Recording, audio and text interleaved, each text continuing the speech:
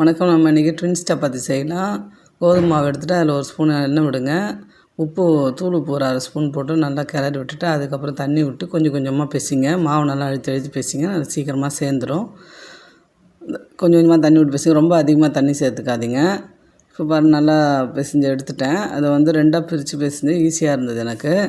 அதுக்கப்புறம் அதை கொஞ்சம் சப்பாத்தி கல்லில் போட்டு நல்லா கொஞ்சம் அடிங்க. அடிச்சுட்டு இது மாதிரி மடித்து நல்லா உருட்டுனிங்கன்னா சப்பாத்தி வந்து உங்களுக்கு நல்லா சாஃப்டாக வரும்.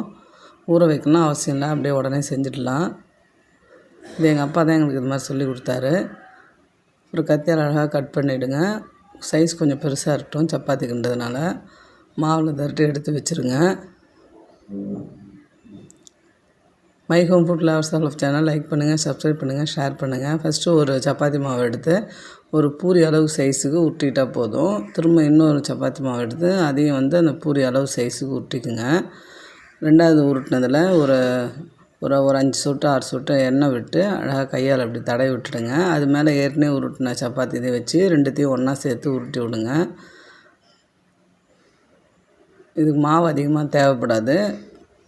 இதில் நல்லா அழகாக வந்துடும். நல்லா உருட்டி நல்லா பெருசாக உருட்டலாம். நல்லா ரெண்டும் சேர்ந்து நல்லா வரும், ஒட்டாது.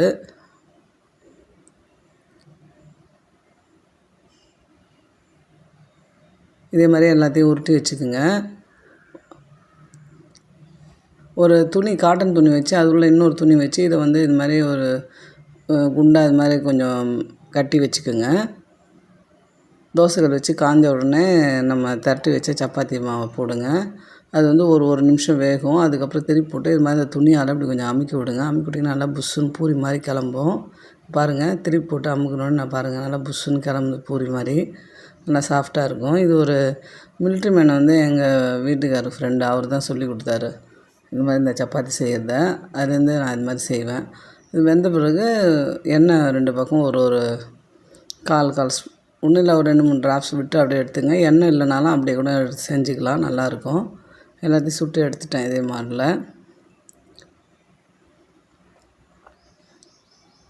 பாருங்கள், நல்லா பூரி மாதிரி நல்லா புஷ்ஷுன்னு கிளம்புது பாருங்கள். ரொம்ப அழுத்துறோன்னு ஒரு 2 தடவை அழுத்துறாலே போதும். இதுக்கு வந்து பாருங்கள், பிரிச்சிங்கன்னா இது அப்படியே அழகாக வந்துடும். ரெண்டாக பிரிச்சே நீங்கள் போட்டுடலாம். இதை தனித்தனியாக 2 சப்பாத்தியாக நான் தொட்டுக்கு வந்து சிக்கன் வச்சுருக்கேன்.